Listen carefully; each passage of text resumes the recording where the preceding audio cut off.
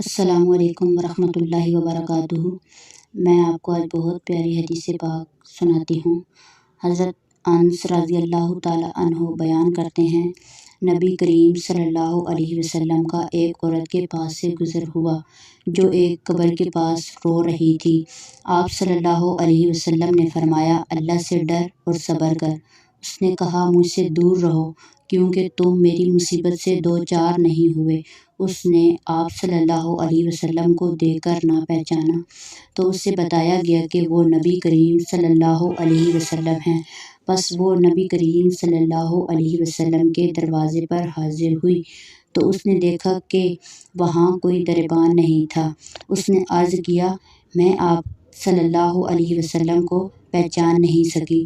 آپ صلی اللہ علیہ وسلم نے فرمایا، صبر تو ابتدائی صدمہ کے وقت ہے۔